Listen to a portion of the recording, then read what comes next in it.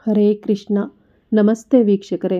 ನಾನಿವತ್ತಿನ ವಿಡಿಯೋದಲ್ಲಿ ಕುಂಭಮೇಳದಲ್ಲಿ ಆಚರಿಸಲಾಗುವ ಪವಿತ್ರ ಸಮಾರಂಭಗಳ ಬಗ್ಗೆ ವಿವರಿಸ್ತಾ ಇದ್ದೇನೆ. ಜನಸಮೂಹವು ಎಷ್ಟೇ ವೈವಿಧ್ಯತೆಯಿಂದ ಇದ್ದರೂ ಎಲ್ಲರನ್ನೂ ಒಂದೆಡೆ ಸೇರಿಸುವ ಒಂದು ಅಂಶವೆಂದರೆ ಅದು ಅಚಲವಾದ ಭಕ್ತಿ. ಇಂತಹ ಸಂದರ್ಭದಲ್ಲಿ ಕುಂಭಮೇಳದಲ್ಲಿ ನಾನಾ ವಿಧಿವಿಧಾನಗಳು ನಡೆಯುತ್ತವೆ. ಹಬ್ಬವು ಹೆಚ್ಚು ಪ್ರಾಮುಖ್ಯತೆಯನ್ನು ಹೊಂದಿದೆ. ಆಳವಾದ ಅರ್ಥವನ್ನು ಎತ್ತಿ ಹಿಡಿಯುವ ಆಚರಣೆಗಳು. ಶಾಹಿ ಸ್ನಾನದ ನಂತರ ಕುಂಭಮೇಳದಲ್ಲಿ ನಡೆಯುವ ಮೊದಲ ಸಮಾರಂಭ ಮುಂಡನ್ ಸಮಾರಂಭ. ಮುಂಡನ್ ಎಂದರೆ ತಲೆ ಬೋಳಿಸಿಕೊಳ್ಳುವ ಆಚರಣೆ. ಈ ಆಚರಣೆಯು ಹಿಂದೂ ಧರ್ಮದಲ್ಲಿ ಮಂಗಳಕರವಾದ ಅರ್ಥವನ್ನು ಹೊಂದಿದೆ. ಹಿಂದೂ ಧರ್ಮದ ಪ್ರಕಾರ ಅವುಗಳನ್ನು ಕ್ಷೌರ ಮಾಡುವುದು ಎಂದರೆ ಅಹಂಕಾರವನ್ನು ತೊಡೆದು ಹಾಕುವುದು.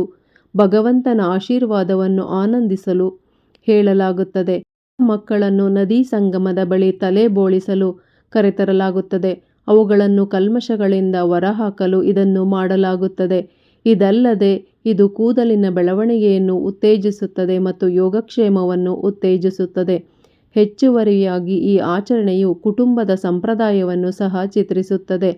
ಇದು ಮಗುವಿನ ಬೆಳವಣಿಗೆ ಮತ್ತು ಚೈತನ್ಯಕ್ಕಾಗಿ ಆಶೀರ್ವಾದವನ್ನು ಪಡೆಯುವ ಕ್ರಿಯೆಯಾಗಿದೆ. ಮುಂಡನ ಸಮಾರಂಭವನ್ನು ನಡೆಸಲು ಅನೇಕ ಕುಟುಂಬಗಳು ಕುಂಭಮೇಳ ಬರುವವರೆಗೆ ಕಾಯುತ್ತಾರೆ. ಶಾಹಿ ಸ್ನಾನ. ಎಲ್ಲಕ್ಕಿಂತ ಪವಿತ್ರವಾದ ಶಾಹಿ ಸ್ನಾನವು ಕುಂಭಮೇಳದ ಮುಖ್ಯಾಂಶವಾಗಿದೆ. ಇದು ನೀರಿನಲ್ಲಿ ಸ್ನಾನ ಮಾಡಿದರೆ ದೇವರಿಗೆ ಪ್ರಾರ್ಥನೆ ಸಲ್ಲಿಸುವ ಆಚರಣೆಯಾಗಿದೆ. ಕುಂಭಮೇಳದ ಸಮಯದಲ್ಲಿ ಇದನ್ನು 3 ಬಾರಿ ಆಚರಿಸಲಾಗುತ್ತದೆ. 13 ಸಾಧು ಅಕಾರಗಳು ಸ್ನಾನ ಮಾಡಲು ಮೊದಲು ಕರೆಯುವುದರಿಂದ ಈ ಆಚರಣೆಯ ಪ್ರಾರಂಭವು ಆಸಕ್ತಿದಾಯಕವಾಗಿದೆ. ಈ ಆಡಂಬರವನ್ನು ಜನರು ತುತ್ತೂರಿ, ಧ್ವಜಗಳು, ಆನೆಗಳು, ಸಂಗೀತಗಾರರು, ಹೂಗಳು ಮತ್ತು ಶಕ್ತಿಯ ಸುರಿಮಳೆಯೊಂದಿಗೆ ಆಚರಿಸುತ್ತಾರೆ. ನಂತರ ಜನರು ಪವಿತ್ರ ನೀರಿನಲ್ಲಿ ಮುಳುಗಲು ಅವಕಾಶ ನೀಡಲಾಗುತ್ತದೆ. ಮುಂಡನ್ ನಂತಹ ಮೆರವಣಿಗೆಗಳು ಸಿಂಧೂರ್, ಹಾಲು, ಹೂಗಳು ಇತ್ಯಾದಿಗಳನ್ನು ದೇವರಿಗೆ ಅರ್ಪಿಸುವ ಪ್ರಾರ್ಥನೆಗಳು ಪ್ರಾರಂಭವಾಗುತ್ತವೆ. ಸ್ನಾನದ ಮೆರವಣಿಗೆಯ ನಂತರ ಜನರು ನದಿಯಲ್ಲಿ ಸ್ನಾನ ಮಾಡುತ್ತಾರೆ. ದಂಡೆಯ ಬಳಿ ಸ್ವಲ್ಪ ಹೊತ್ತು ನಿಂತು ಪ್ರಾರ್ಥನೆ ಸಲ್ಲಿಸುತ್ತಾರೆ. ಗಳಿಗೆ ಭೇಟಿ ನೀಡುತ್ತಾರೆ. ಶಾಹಿ ಸ್ನಾನಕ್ಕೆ ವಿವಿಧ ಅರ್ಥಗಳಿವೆ. ಇದು ಆತ್ಮದ ಶುದ್ಧೀಕರಣಕ್ಕೆ ಕಾರಣವಾಗುತ್ತದೆ ಎಂದು ಕೆಲವರು ನಂಬುತ್ತಾರೆ. ಆದರೆ ಕೆಲವರು ಮಾಡಿದ ಎಲ್ಲಾ ಪಾಪಗಳನ್ನು ಅಳಿಸಿಹಾಕುತ್ತಾರೆ ಎಂದು ನಂಬುತ್ತಾರೆ.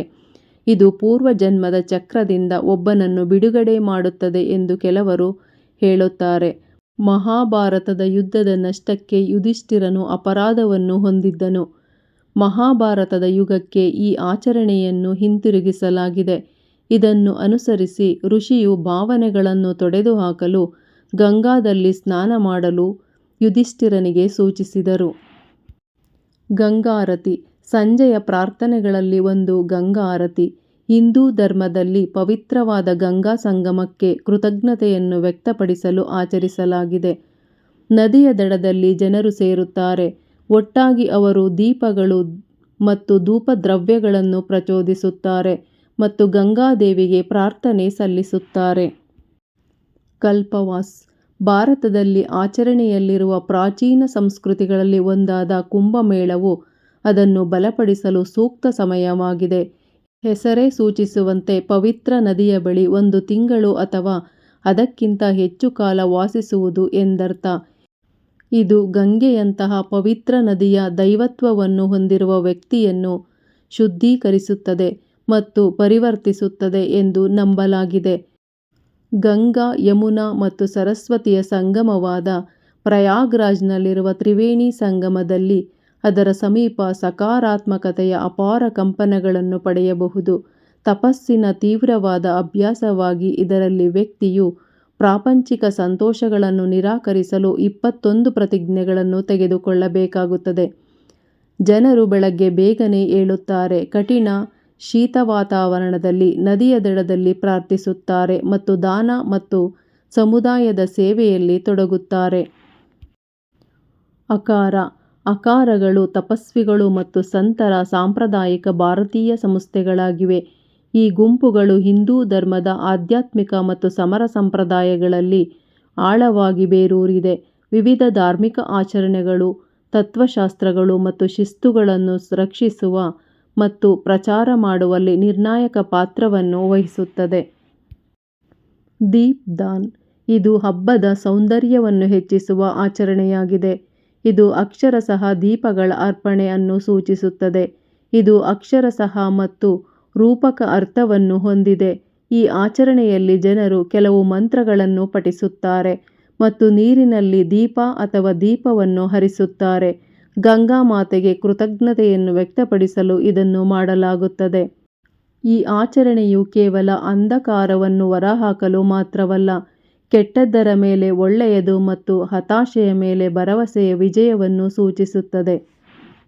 ಕುಂಭಮೇಳದಲ್ಲಿ ಆಚರಣೆಗಳು ಹೆಚ್ಚಿನ ಪ್ರಾಮುಖ್ಯತೆಯನ್ನು ಹೊಂದಿವೆ.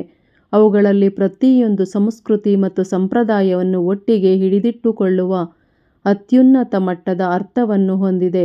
ಇದು ಭಾರತೀಯ ಇತಿಹಾಸ ಮತ್ತು ಪುರಾಣ ಮತ್ತು ನಂಬಿಕೆಗಳಿಂದ ಸಮೃದ್ಧವಾಗಿರುವ ಕಥೆಗಳಿಗೆ ಸಾಕ್ಷಿಯಾಗಿದೆ. ಇದಿಷ್ಟು ಕುಂಭಮೇಳದಲ್ಲಿ ನಡೆಯುವ ಪ್ರಮುಖ ಆಚರಣೆಗಳು.